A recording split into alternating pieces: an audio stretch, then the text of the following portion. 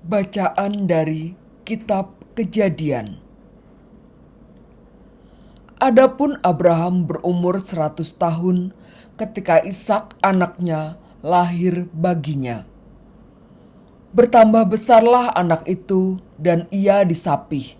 Lalu Abraham mengadakan perjamuan besar pada hari Ishak disapih itu.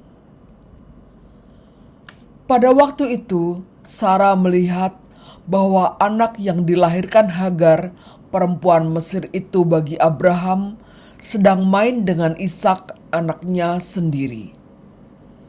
Berkatalah Sarah kepada Abraham, "Usirlah hamba perempuan itu beserta anaknya, sebab anak hamba ini tidak akan menjadi ahli waris bersama-sama dengan anakku Ishak."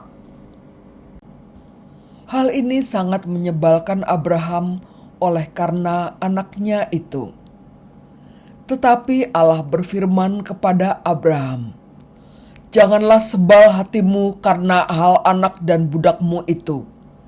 Dalam segala yang dikatakan Sarah kepadamu, haruslah engkau mendengarkannya, sebab yang akan disebut keturunanmu ialah yang berasal dari Ishak.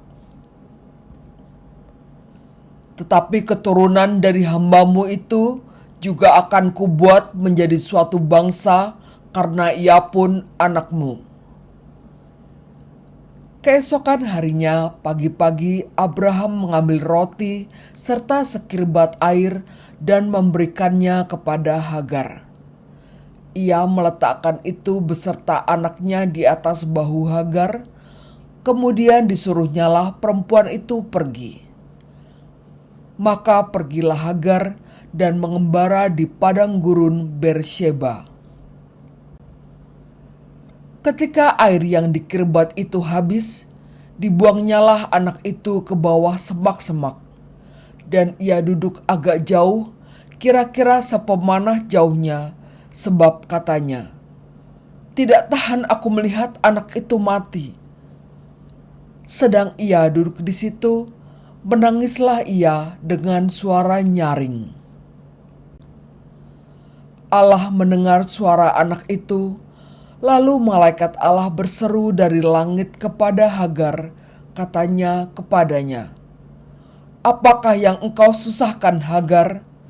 Janganlah takut, sebab Allah telah mendengar suara anak itu dari tempat ia terbaring.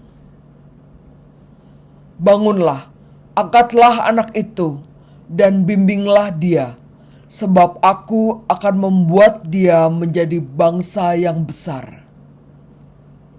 Lalu Allah membuka mata Hagar sehingga ia melihat sebuah sumur. Ia pergi mengisi kirbatnya dengan air, kemudian diberinya anak itu minum. Allah menyertai anak itu sehingga ia bertambah besar. Ia menetap di padang gurun dan menjadi seorang pemanah. Demikianlah sabda Tuhan.